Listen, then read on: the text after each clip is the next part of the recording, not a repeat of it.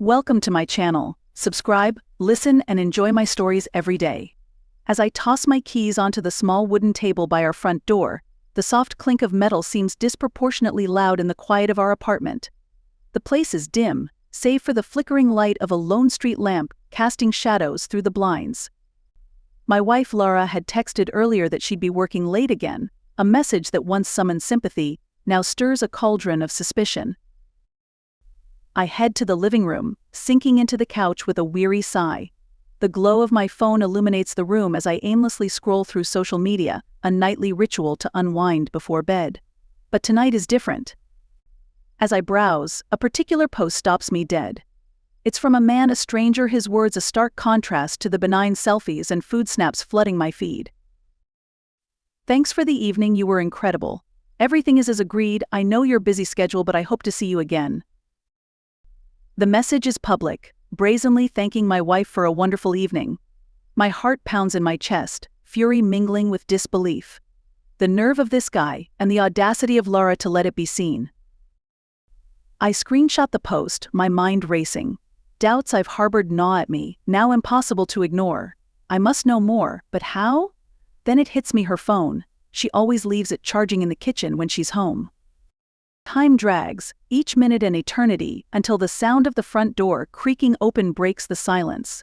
Laura's heels click against the hardwood floor. She's a silhouette of exhaustion. Long day, I call out, my tone casual, hiding the storm inside. "Yeah, just beat. Heading straight to bed, okay," she replies, her voice devoid of its usual warmth. "Sure, rest well," I say, watching her retreat. The moment the bedroom door clicks shut, I move. Her phone, exactly where I predicted, sits on the charger.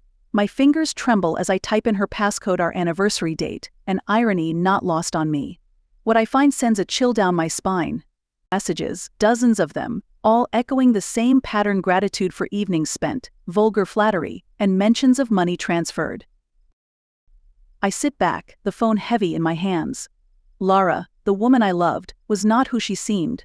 Anger boils within me, thoughts of confrontation tempting but premature. I need a plan, a way to reveal the truth of her deceit and perhaps teach her a lesson she wouldn't forget. Inspiration strikes, a wicked idea forming as I scroll through her contacts. I'll pose as a new client, a wealthy businessman. I draft a message, arranging a meeting she won't expect to be a trap. "Looking forward to a splendid evening. Your reputation precedes you," I type, signing off under a pseudonym. With the message sent, the stage is set. I replace her phone, my heart a mix of dread and determination. As I head to bed, the game begins, a game that will unveil the truth of Laura's double life, or destroy us both. The cafe is bustling, a cacophony of clinks, chatter, and the whir of a coffee grinder. It's mid-morning, and I'm perched at a corner table under a faux antique clock, my nerves frayed. I watch the door like a hawk, each chime announcing a new customer. None are Laura. With each passing minute, my heart races.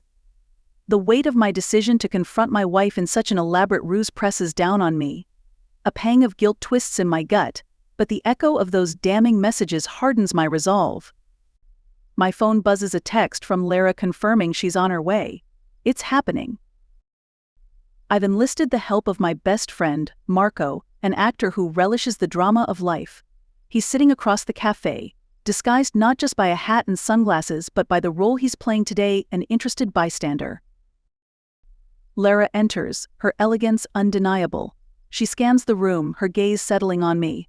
A frown flickers across her face as she approaches, recognition clouding her features. "James? What are you?" she starts, confusion lacing her tone. "Lara, darling," I interject, standing and pulling her into a brief, tight hug. "Sit, please. I was hoping we could talk." Talk? Her eyes narrow, suspicious. "You never mentioned a meeting here. And why are you dressed like that?" I glance down at my suit, a far cry from my usual casual attire. "Business, remember? It's all part of the game. Have a seat, let's order some coffee." As she sits, wary but compliant, I wave over a waitress. We make small talk, her eyes darting around, mine fixed on her, trying to read the emotions flitting across her face. As we wait for our order, I dive in. I've been thinking about us, about how much time you've been spending at work. I feel like there's a gap between us, growing every day. Lara stiffens, her hands clasped tightly on the table. James, I saw a message on your social media. I interrupt, watching her closely. From a man thanking you for a lovely evening. It's hard not to wonder.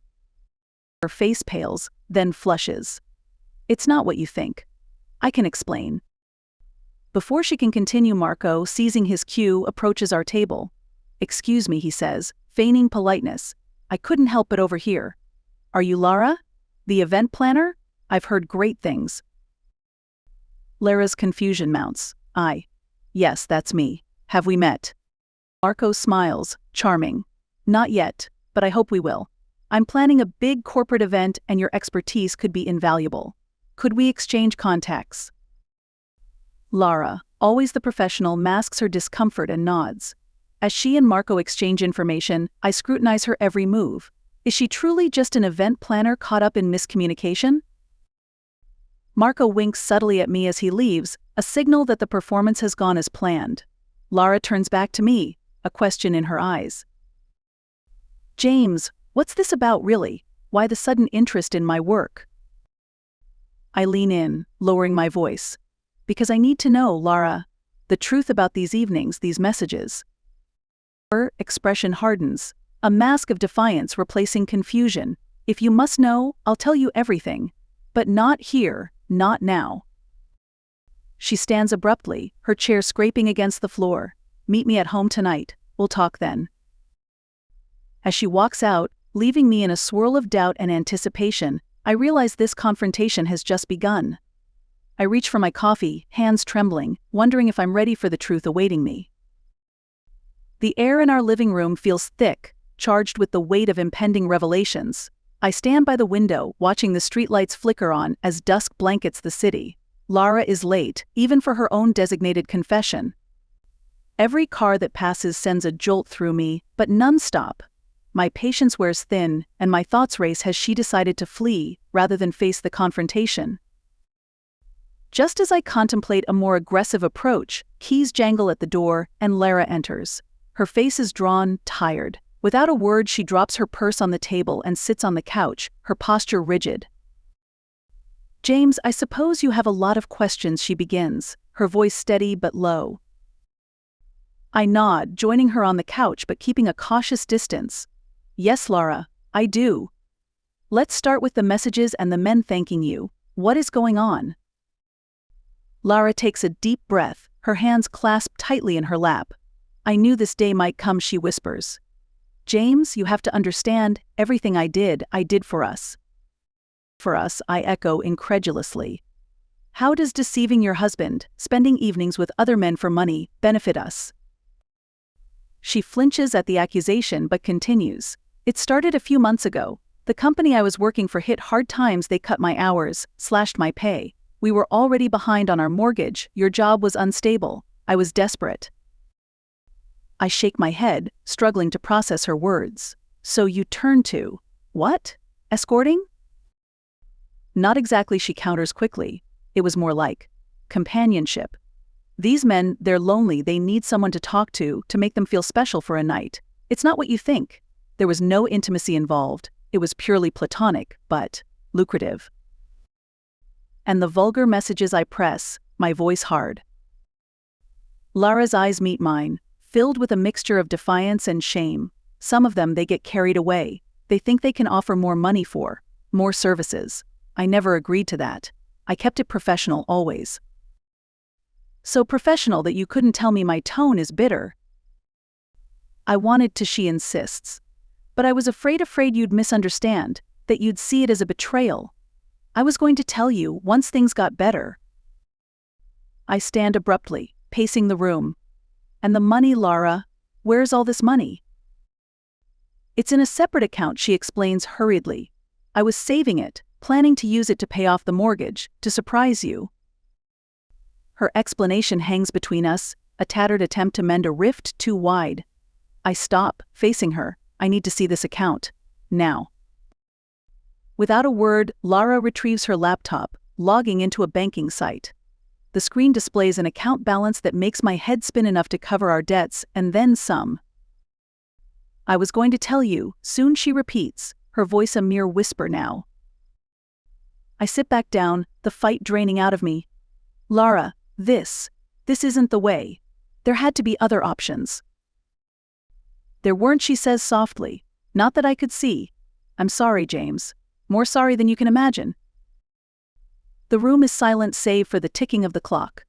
I look at the woman I married, seeing her in a new light. "I need time to think about all of this," I say finally. Lara nods, tears glistening in her eyes. "I understand." As she stands to leave, I realize that the next steps are unclear. The truth is out, but the future of our marriage hangs in a precarious balance, each of us isolated by our own choices and secrets. The next few days pass in a haze. Both Lara and I tread around each other like strangers sharing a temporary shelter, not a home.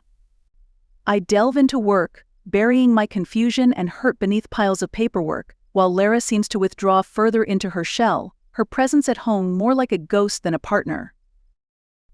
It's late Thursday evening when I decide that the silence between us can't continue. As I sit in our dimly lit living room, Lara walks in, her face pale, her eyes avoiding mine. I clear my throat, the sound sharp in the quiet. "Lara, we need to talk." "This can't go on," I start, my voice firmer than I feel. She nods, sitting across from me, her hands nervously playing with the hem of her sleeve. "I know, I've been thinking."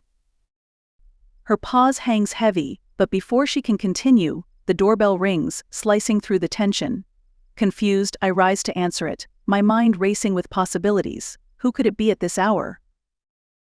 I open the door to find two police officers standing in the dim glow of our porch light. James Sullivan, one asks, his expression unreadable. "Yes, that's me. How can I help you?" "Sir, we're here about a series of complaints regarding a high-end escort service operating in the area. Your address has been linked to the operation," the officer states, his words like a punch to the gut. "What? No, there must be some mistake," I stammer, glancing back at Lara, who stands frozen behind me. "May we come in?" the other officer asks. I nod, stepping aside, my mind reeling. As the officers enter, Lara finally speaks, her voice barely a whisper. "James, I didn't know they were using our address, I swear." "But you were involved," the accusation in my tone is clear. "I was contacted by a woman who used my event planning skills for what I thought were legitimate gatherings," Lara explains hurriedly. "She said it was discreet, that everything was legal, just privacy-conscious clients." The officers listen, taking notes. One of them speaks up, "We'll need to see all correspondence, financial transactions, and contacts related to this matter." Lara nods, leading the way to her home office, the officers following closely. I trail behind, my mind racing with each step. Hours seem to pass as they go through her documents, emails, and bank statements. Finally, the officers pack up their things, one of them turning to us. It appears Ms. Sullivan was not aware of the full extent of the illegal activities. However, we will need to keep all these documents and your devices for further investigation. After they leave, the silence in the room feels even more oppressive. Lara looks at me, tears in her eyes. "James, I didn't know. It started so innocently, and I was too scared to ask the right questions." I nod, the anger subsiding, replaced by a weary resignation. "I believe you, Lara. But we have a long road ahead." She steps closer, taking my hands in hers. "I want to fix this, James. If you can forgive me, I want to make things right." As we stand in the quiet, reconnecting despite everything, a sudden realization hits me. The police had mentioned complaints, but who could have known enough to report it? A chilling thought crosses my mind. Marco. He was too eager to help, too curious about every detail. I pull my phone, scrolling through our last conversations, and there it is. A message I'd overlooked before: "Make sure you get everything cleaned up soon." I show it to Lara, who gasps, "He set me up." "It looks like it," I say, a mixture of disbelief and clarity settling in. He might have been involved more deeply than we thought. As the realization dawns on us, Lara squeezes my hand. What do we do now? We clear your name, I say, determination rising. And we start by confronting Marco.